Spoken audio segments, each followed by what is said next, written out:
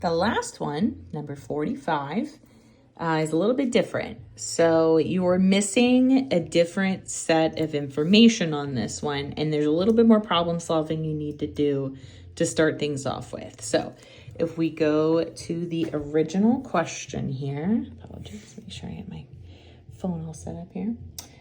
So we want to imagine this as a flat line. Okay, so this is 180 degrees just to keep things light and breezy. So if this is 30 degrees, the law of angles means that this is also 30 degrees. If this is 45, law of angles means that this is 45 degrees, okay? Which means that if this is 45 and if this is 45, then that means that this angle is 135 degrees. I hope that makes sense. So this is 45 because this is 45. This is 30 because this is 30. And because this is 30, this angle here is 135 degrees because it's coming from 0 and 180 minus 45. Okay, so now we know all of our angles and we know we have vector B and we have vector A. So what we don't know though is we don't know what B and A are. So what we would do is we would take A. So remember from the last set where you multiply the magnitude times the direction, the cosine of the direction to find the X and the sine of the direction to find the Y. Well, we don't know what the direction, we don't know what the magnitude is. We only know the direction. So we do A times the cosine of 30 degrees because we're doing A. And A is at a 30-degree direction. So we don't know what A is, but we know that the cosine of 30 times A is going to give us the X, just like we know A times the sine of 30 is going to give us the Y. Oh, a caret, not a parentheses. This is not coordinates, which is why they are not in parentheses. So then we can do the same thing for B. Don't know why I wrote Y, sorry.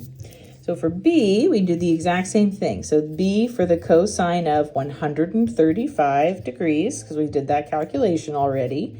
B times the sine of 135 degrees. All right, now, even though we don't know what A and B are, we can still add these together because they truly don't matter. If it's divisible by some number, we can still add them together to get our resultant vectors X and Y. So we get 0 and 180. Now I noticed on the homework that she showed you, she did it in radians. So just so that you could break it down and you could understand how she got here. So she did the exact same calculation she did, but I did X instead of A and I did Y instead of B. So I'm so sorry, it's a little confusing. So she did the exact same thing, but she left her calculator in radians, right? Or, was able to do that because she has you have your wheel and you get square root of 3 over 2 in 1/2, right? And then square root of 2 over 2 and square root of 2 over 2 for the Y, for the X, right? So the X and the Y. And then you get the exact same answer, which is how you know you did it correct. But, so what she did when she had it in radians was she left everything in radians and then did the math. But what I think is easier is so this is the X and this is the Y, right? So the X and the Y don't go away, just like the A and the B don't go away. We're just adding the angles to get our X and our Y for our resultant vector. So if we leave it like this, we go back to these and we rewrite them right here just without the carets. And then cosine of 30 times X is 0.87 because we're back in degrees. And then cosine of 135 is negative 0.71. So that's the Y, right? So we get this 0 because the theta, the cosine of the direction of X plus the cosine of the direction of Y gives us 0, right? Because these are our X values. And the sine of X plus the sine of Y gives us the 180. So we can just treat these as two separate functions. So the 0.87 minus the 0.71, right? That's where those numbers come from, equals 0. And sine of 30 is 0.5 Sine of 135 is 0.71. So it equals 180. So if we add these two functions together, so we just completely forget about this, kind of, we got there.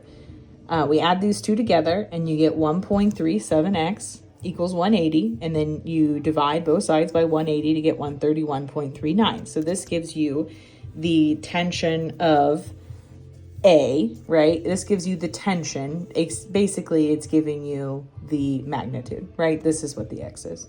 We know the direction. This is giving you the magnitude. Tension is another way to say magnitude.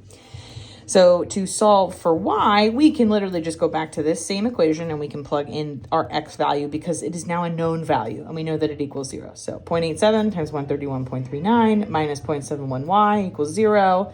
114.31 minus 0.71y equals 0. Add the 0.71y to both sides and divide by 114.31 and you get 161 even. You actually get 160.99, which she rounded up. It's not a problem.